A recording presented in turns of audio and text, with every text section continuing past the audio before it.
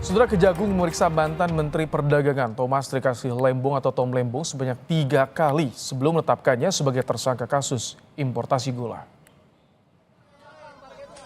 Kepala Pusat Penerangan Hukum Kejaksaan Agung Harry Siregar mengatakan pemeriksaan Tom Lembong dalam kapasitasnya sebagai saksi dilakukan sejak 2023. Kejagung baru menetapkan status tersangka pada Tom Lembong dalam panggilan ketiga Selasa kemarin.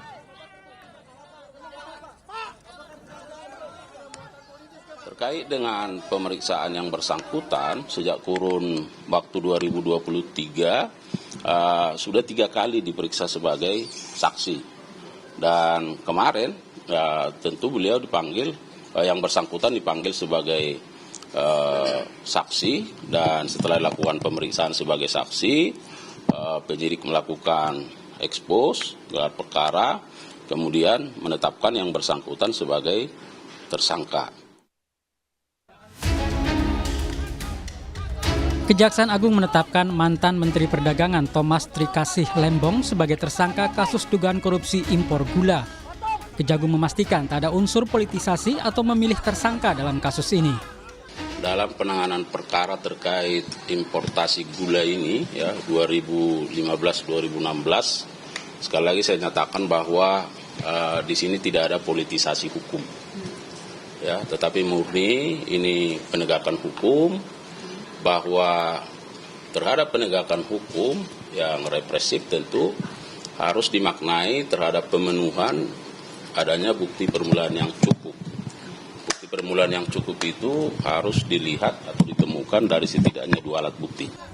Tom Lembong diduga menyalahgunakan jabatannya sehingga menyebabkan kerugian negara hingga 400 miliar rupiah. Bahwa kerugian negara akibat perbuatan importasi gula yang tidak sesuai dengan ketentuan perundang-undangan yang berlaku, negara dirugikan sebesar kurang lebih 400 miliar rupiah. Thomas Lembong yang merupakan lulusan Harvard University pernah menjadi kepala divisi dan wakil presiden senior di Badan Penyihatan Perbankan Nasional.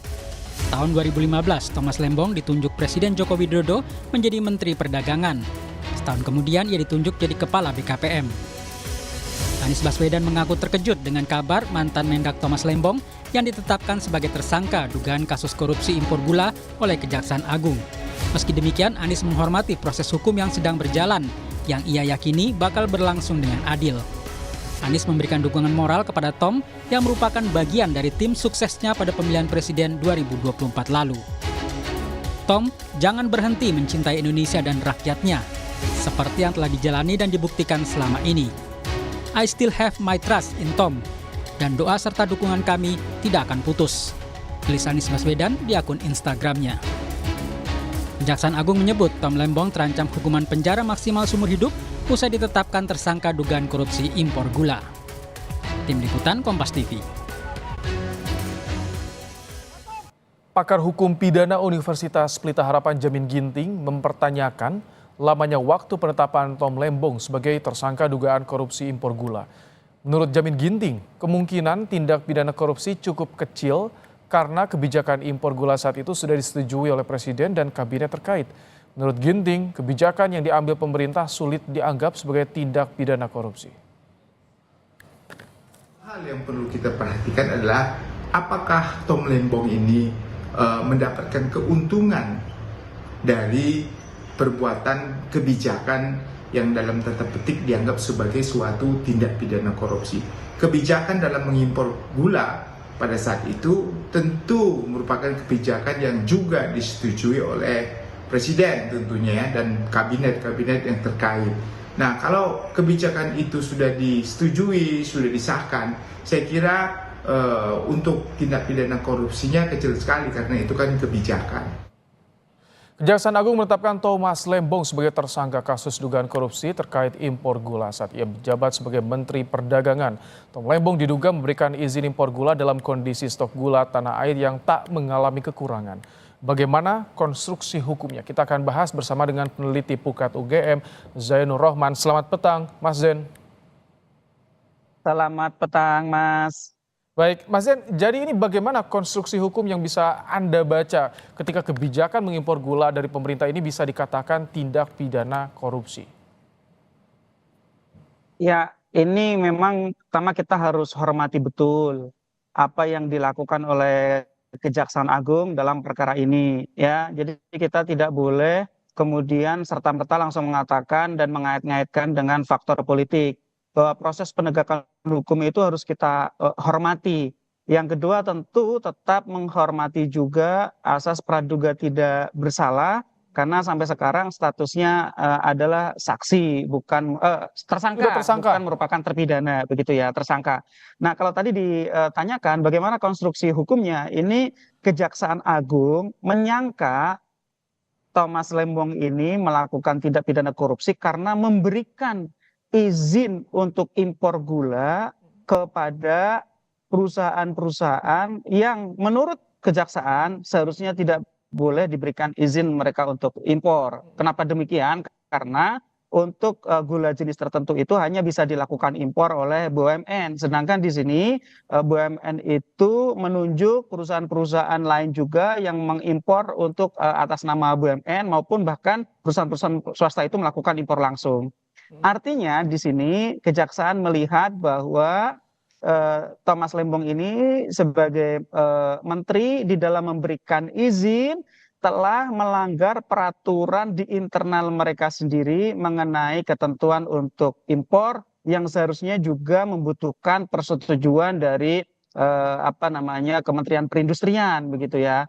Nah, sehingga kalau menurut kejaksaan akibat dari izin impor yang tidak sesuai dengan ketentuan ini, maka BUMN yang seharusnya diberikan izin impor tetapi kemudian akhirnya melibatkan swasta itu kehilangan potensi keuntungan sebesar kurang lebih 400 miliar rupiah. Ini cukup Itu hanya bisa konstruksi yang terungkap di disangkakan. kerugian negara, Mas Zen. Ini bisa cukup di kerugian negara saja, tidak perlu ada yang menguntungkan diri sendiri dari Thomas Lembong, atau perlu dibuktikan juga soal menguntungkan diri sendiri? Ya, ini kasus ini nanti akan sangat keras perdebatannya di persidangan. Ya, jadi menurut saya kita hormati saja kasus ini, kita tunggu nanti di persidangan akan seperti apa. Kenapa? Karena sejauh ini kejaksaan tidak menyampaikan informasi ada atau tidaknya misalnya perbuatan curang untuk keluarnya izin tersebut atau apakah izinnya itu keluar karena dibeli menggunakan suap atau gratifikasi atau misalnya ada bentuk-bentuk fraud yang kemudian menyebabkan izin itu keluar, adanya penipuan atau juga persyaratan-persyaratan yang dipalsukan. Kita belum mendengar sejauh ini. Kalau tanpa itu semua, kita juga ikut bertanya apakah sebenarnya pasal 2 dan pasal 3 ketika dibentuk oleh pembentuk undang-undang itu ditujukan untuk menjerat semua pihak yang bertentangan dengan undang-undang atau memang yang dimaksud oleh pasal 2 dan pasal 3 itu adalah untuk menjerat pihak-pihak yang curang di dalam memperoleh keuntungan untuk diri sendiri atau orang lain, Mas. Ini kan sudah lama terjadi peristiwanya di tahun 2015, tahun 2017 BPK sudah mengeluarkan hasil audit. Dari Pukat juga mendapatkan salinan ketika audit impor gula itu. Karena jika bisa disandingkan, itu ada perusahaan yang terkait juga dengan beberapa induk koperasi yang menjadi alasan Thomas Lembong itu memberikan izin.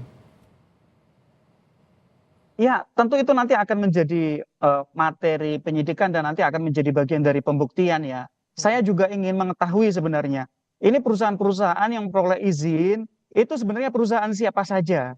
Apa kepentingan di balik perusahaan-perusahaan tersebut? Apakah juga perusahaan-perusahaan tersebut yang diberikan izin impor ini memiliki hubungan misalnya dengan para tersangka atau juga misalnya para politisi lain yang memiliki power besar untuk menentukan izin impor begitu ya, atau mungkin punya kuasa untuk trading in influence, mempengaruhi menggunakan pengaruhnya untuk keluarnya izin impor ini. Jadi memang menurut saya menuduh kejaksaan politis ataupun ya sebaliknya menuduh secara langsung bahwa ini para pelaku benar-benar merupakan korupsi, menurut saya terlalu dini, terlalu awal. Kita lebih baik ikuti proses persidangannya agar nanti semuanya bisa terungkap dengan jelas, dengan lengkap bagaimana sebenarnya kejadian yang disangka sebagai tindak pidana korupsi ini terjadi. Sekali lagi Mas, saya tuh sangat menunggu-nunggu apakah dalam keluarnya izin impor ini itu ada suapnya, apakah ada fraudnya, apakah ada kecurangannya, itu yang saya tunggu-tunggu sebenarnya. Jadi nanti apa yang harus dilakukan Kejagung, yang harus disampaikan juga pada publik,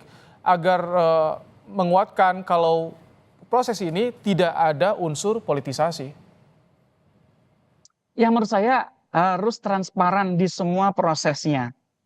Dari tahap penyidikan ini sampai nanti di tahap penuntutan, transparan.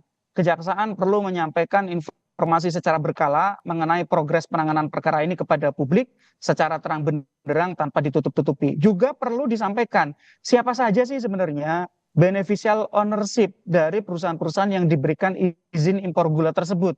Apakah perusahaan-perusahaan tersebut misalnya punya keterkaitan dengan para politisi atau elit-elit tertentu misalnya begitu, sehingga publik bisa membaca sebenarnya secara utuh impor ini sebenarnya kepentingan siapa begitu. Nah juga publik menunggu apabila memang kejaksaan memiliki alat bukti atau informasi atau data mengenai misalnya telah terjadinya moral hazard atau fraud atau suap atau gratifikasi dalam perkara ini, maka itu dapat meyakinkan publik.